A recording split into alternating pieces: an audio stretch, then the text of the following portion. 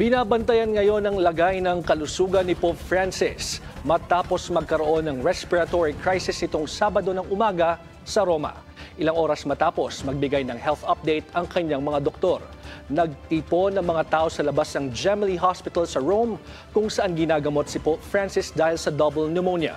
Ang 88 taong gulang na Santo Papa ay naospital noong February 14 matapos makaranas ng hirap sa paghinga. Ayon sa Vatican, nakatulog ng maayos si Pope Francis noong gabi. Binigyang diin ng mga doktor na nananatiling seryoso ang kanyang kondisyon dahil sa kanyang katandaan at dati nang iniindang mga sakit. Kanselado ang kanyang mga pampublikong aktibidad hanggang Linggo. Ayon sa Holy See, nangangailangan ng blood transfusion at high-flow oxygen si Pope Francis kaya't hindi patiyak ang kanyang prognosis.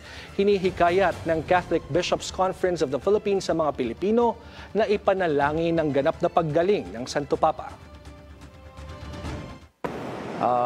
For me, important yung nangyaring Holy Hour today to pray for Pope Francis, especially nagkaroon siya ng sakit.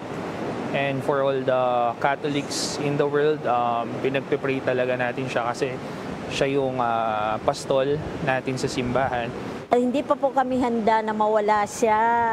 Kaya po pinapanalangin namin na sana'y gumaling pa siya at bigyan pa siya ng mahabang buhay, nang makapaglingkod pa siya sa buong Katoliko ng buong Pilipinas.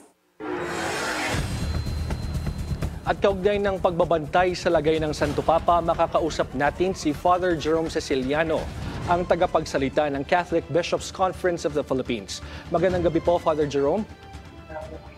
Ay, magandang hapon naman sa inyo.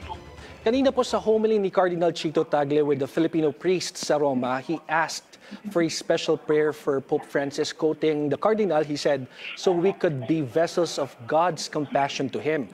How vital is this to the Catholic Church now, sir? Well, it is the need of the moment.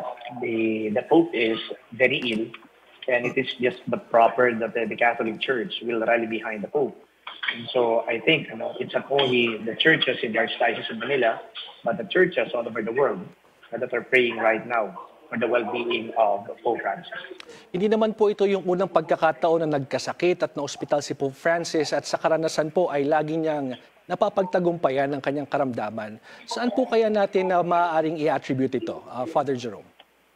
Well, unang-una, napagtatagumpayan kasi noong mga panahon na yun, medyo siguro okay pa yung kanyang pangangatawan, physically speaking. Pangalawa, ando doon din siyempre yung kanyang team of doctors. Ando doon din siyempre yung medisina.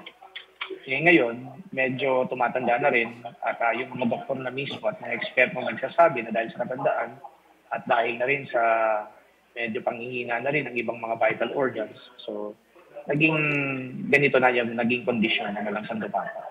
So, upon hearing... But of course, hindi natin tinatanggal siyempre yung faith element dito. Dahil nga sa mga dasal, nasusustain pa rin natin ang Santo Papa. Sa pakikinig ko po sa sinasabi niyo, it seems like you're more realistic sa kalagayan po ng Santo Papa. At sa pagkakataong sinasabi nga pong critical ang kondisyon ng Pope. Ano po yung napag-uusapan ng mga miyembro ng CBCP ngayon? May mga aktibidad po ba kayong nakaplano hinggil dito? Ang activities naman na nakikita na natin sa ginagawa ng iba't ibang simbahan ay pag-aalay ng misa, then mga holy hour, yun ang usual na nakikita natin at pag-aalaman natin. Well, basically, it's all about praying for the Pope's recovery, for his well-being, and of course, praying also for the doctors taking care of him. Sana nga ay magawa pa ng paraan itong kanyang kasalukuyang kalagayan. So, dito sa Pilipinas, yun ang siyempre na talagang priority na we invoke God's immense power to grant healing to our beloved Pope. Meron po tayong tatlong Pilipinong kardinal, si Cardinal Tagle na nasa Vatican, Cardinal David, and Cardinal Advincula. We're not getting ahead of us po, pero ano po yung role ng cardinals for a possible conclave? Kasi si Pope Benedict XVI, he resigned due to health reasons. Hindi po ba?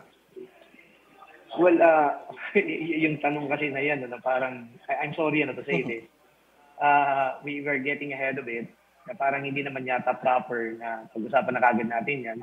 Although, pag sinabi mo naman kasing conclave, that is the election of the Pope. I don't think we should be talking about the election of the Pope right now. What is, I think, proper is to talk about the healing, well-being of Pope Francis. Kasi kung pag-uusapan natin yung tatlong cardinal doon, voting, sa conclave, parang we're getting ahead of the story. Wag naman sana. Wag naman sana. That's correct. And we agree po, Father Jerome. Samantalahin ko na rin po itong pagkakataon bilang rector ng National Shrine of Mary Queen of Peace o nung EDSA Shrine. May mga usap-usapan po kasi hinggil sa whitewashing ng kasalukuyang administrasyon sa EDSA People Power noong 1986. Ano po yung take nyo dito, Father Jerome? Well, alam mo, there are always naman two sides. So every event, every story, meron tayong naninindigan na yung EDSA People Power ng 1986 really brought lots of changes to the country. Meron din naman nagsasabi na pansamantala lang dahil hindi naman na-sustain ito. So palagay ko naman, ako bilang rector ng National Shrine of Mary Queen of Peace, ang papel namin dito is kung papaano natin mape-perpetuate yung diwa ng EDSA sa pamamagitan ng paggamit natin ng pananampalataya at ng simbahan.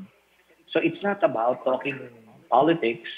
It's not about parang mamulitika tayo dito kasi EDSA revolution yan. But it's all about using faith to evangelize the realm of politics, especially now. Pero yun nga, going back to the 1986 People Power, napakalino naman na may faith component talaga ay yung nangyari noon. The late Cardinal Sin would always say that it was attributed, the success or the victory of the Filipino people was attributed to the intercession of the Blessed Mother. Kaya nga, 3 years after 1986 People Power, na itatag itong EDSA Shrine. And that is actually to recognize the role of the Blessed Virgin Mary in that 1986 People Power. In relation to the People Power anniversary po, Father, what should we expect from the Catholic Church? Ano po yung mga activities na nakaline up, especially dyan sa EDSA Shrine? Well, 2 nights ago, nagkaroon kami dito ng pag-welcome sa Pilgrim Image of Fatima. Yung image na ito ng Our Lady of Fatima, ito yung tangan-tangan during the 1986 People Power Revolution. Andi dito si Cardinal Sin, dala-dala niya sa pagpuposisyon. Tapos winelcome namin ulit dito and we had a night of prayers. Pinanalangin namin yung bansa. Kagabi, nagkaroon kami ng torchlight recitation of the Rosary, public, ginawa namin yan sa harapan mismo ng EDSA Shrine. And then ngayong hapon, pamumunuan ng Kardinal ang isang misa. And then dito natin i-entrust ang bansa at ang mga Pilipino sa ating mahal na Birhen, ang Birhen ng Kapayapaan, Our Lady of Peace. So 6 p.m. gaganapin yan, the entrustment of the country and all Filipinos to the Our Lady of Peace.